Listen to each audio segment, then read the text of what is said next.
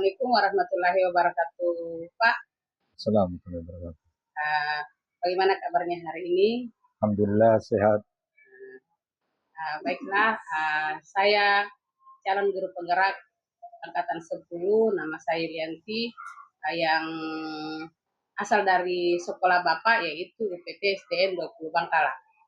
Kemarin saya sudah sampaikan kepada Bapak bahwa hari ini saya akan berbincang-bincang mengenai tugas di CGP saya, yaitu di demonstrasi kontekstual modul 3.1, yaitu tentang pengambilan keputusan berbasis nilai-nilai kebajikan sebagai seorang pemimpin. Jadi di sini saya akan bertanya tentang mengenai kasus yang ada di sekolah ini, Pak, yang berhubungan dengan dilema etika atau pengambilan bujukan moral. Adapun pertanyaan yang ingin saya sampaikan itu sebelumnya mungkin Bapak bisa mengingat-ingat kasus-kasus atau ada beberapa kasus yang ada di sekolah ini, Pak, yang bisa Bapak ceritakan. Terima kasih. Alhamdulillah kita bisa bertemu hari ini dalam rangka wawancara antara calon guru penggerak dan kepala sekolah. Adapun etika dan perubahan etika itu untuk memimpin di sekolah ini, saya menjadi contoh utama diri saya harus cepat datang. Kemudian apabila ada guru yang berhalangan atau terlambat masuk di kelas, saya lah yang mengisinya. Dengan catatan bahwa hal itu apabila terlambat bisa dibicarakan bersama di suatu kantor atau di kantor kepala sekolah, ruangan kantor kepala sekolah, agar kita dapat melaksanakan tugas sebagaimana aturan jadwal yang telah ditetapkan. Oke, Pak. Jadi di sini ada semacam kasus, yaitu di mana ada guru yang sering terlambat sehingga Bapak dihadapkan kepada dilema, karena di sini mungkin Bapak juga sebagai penuntut kebijakan, di mana di sini ada nilai-nilai kebajikan di mana rasa kasihan melawan aturan yang ada di sekolah, seperti itu. Kemudian mungkin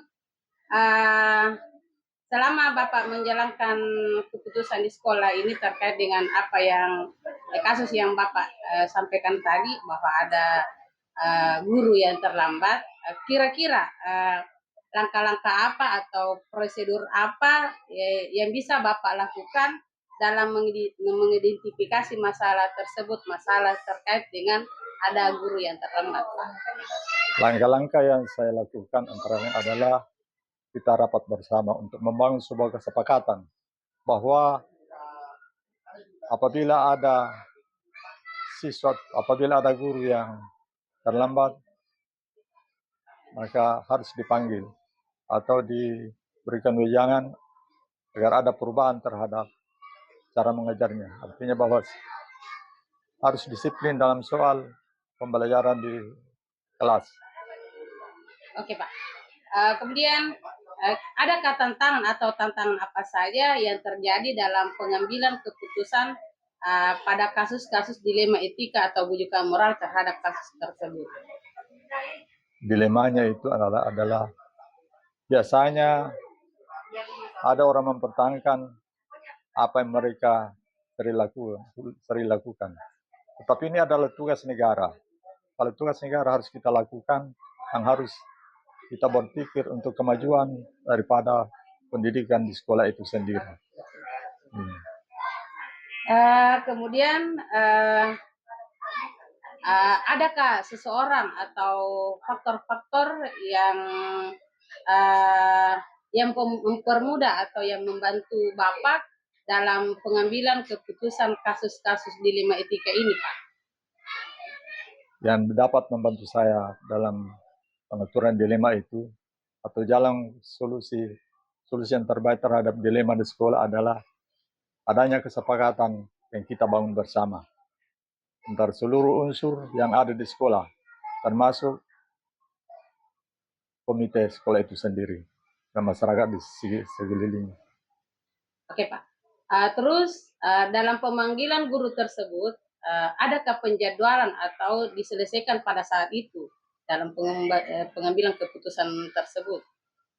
Saya melaksanakan bimbingan terhadap guru dan memakai hati. Artian berkata bahwa ada aturan yang harus kita tegakkan. Artian kata bahwa kita panggil secara pribadi agar ada perubahan terhadap apa yang kurang bagus yang sering dia lakukan itu, agar ada perubahan. Kalau masalah keluarga itu adalah di rumah, tetapi di sekolah itu ada yang mengatur kita tentang jadwal pembelajaran yang harus kita tegakkan agar situasi sekolah itu sendiri lebih bagus dan mandiri. Terima kasih Pak. Dari semua yang telah disampaikan Bapak, pembelajaran apa yang Bapak bisa petik dari pengalaman Bapak dari pengambilan keputusan dilema etika atau bujukan moral ini, Pak?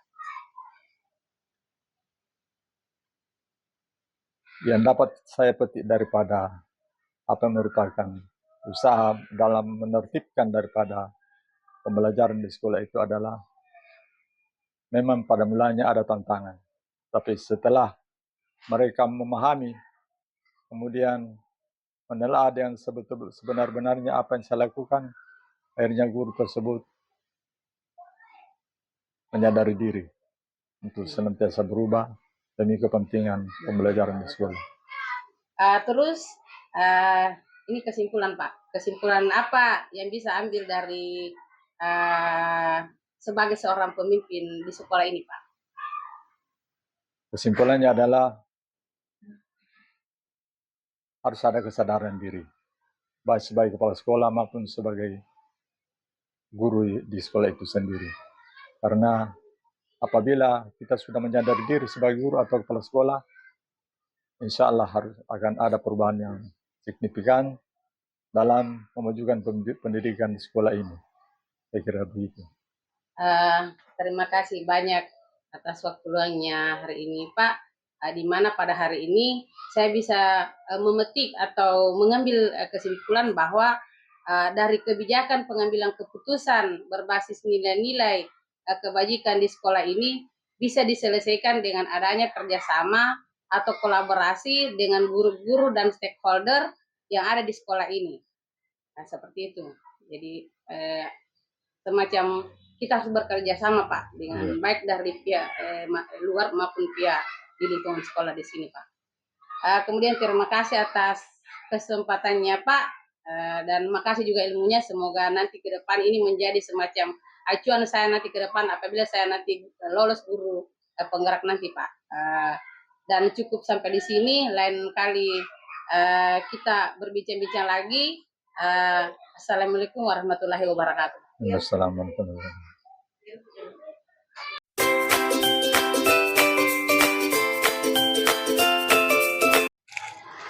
Assalamualaikum warahmatullahi wabarakatuh. Waalaikumsalam warahmatullahi wabarakatuh. Perkenalkan nama saya Ibu Yulianti, calon guru penggerak angkatan 10, asal sekolah dari UPT SDN 20 Bangkala. Saya ke sini ke sekolahnya Ibu ingin berbincang-bincang terkait dengan tugas saya di modul 3.1 yaitu pengambilan keputusan berbasis nilai-nilai kebajikan sebagai seorang pemimpin. Di sini saya akan menanyakan kasus-kasus yang ada di sekolah Ibu tentang bagaimana menghadapi dilema etika yang ada di sekolahnya Ibu. Baik, setelah mendengar pertanyaan Ibu yang mengatakan bahwa bagaimana mengalami kasus yang ada di sekolah yang berkaitan dengan delima etika. Begini, pernah di sekolah kami ini ada kasus, yaitu ada orang tua yang datang ke sekolah menginginkan anaknya diberikan nilai. Sementara anaknya ini tidak aktif datang ke sekolah setiap hari. Tiba-tiba saja datang meminta dari perantauan, istilahnya ini dari merantau. Dari perantauan ini meminta bahwasanya anak saya butuh nilai Bu untuk mendaftar salah satu TNI tentara kah ya seperti itu, ada kasus yang seperti itu. Oke Ya. Bu, menyikapi dari kasus yang selama ini Ibu dapatkan, kira-kira bagaimana cara mengidentifikasi kasus-kasus yang Ibu dapatkan selama ini? Cara saya dalam mengidentifikasi kasus yang seperti itu adalah mengingat siswa yang aktif di kelas dan siswa yang baru saja datang dengan meminta nilai. Apakah saya harus memberikan nilai ataukah tidak? Karena yang saya pikir jenjang masa depan anak yang butuh nilai tersebut. Apakah saya harus kasih nilai sementara ada siswa yang aktif yang tidak langsung begitu saja dikasih nilai. Itu saya dilema. Apakah saya harus memberikan atau tidak? Iya. Jadi bagaimana caranya Ibu mengambil keputusan tersebut? Atau apakah tidak ada artinya ada tantangan dari luar atau dari beberapa guru terkait dengan pemberian nilai kepada siswa yang tidak aktif seperti itu, Bu?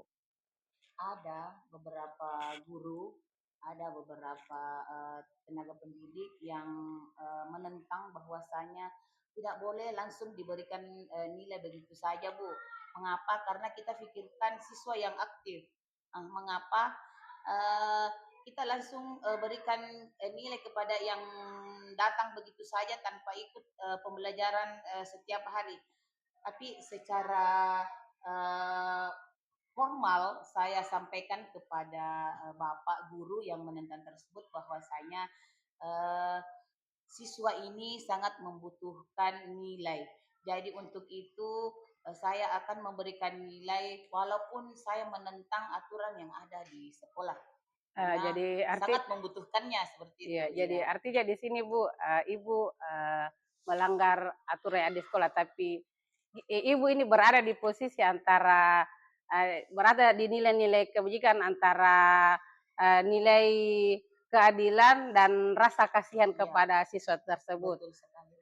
Jadi langkah-langkah apa Ibu yang akan Ibu ambil terkait dari dilema yang Ibu dapatkan ini? Langkah yang saya tempuh dalam menghadapi yang seperti itu, saya jadwalkan kepada semua guru dan saya berikan waktu kepada orang tua bahwasanya pada hari ini ada musyawarah untuk menangani kasus nilai yang Bapak inginkan.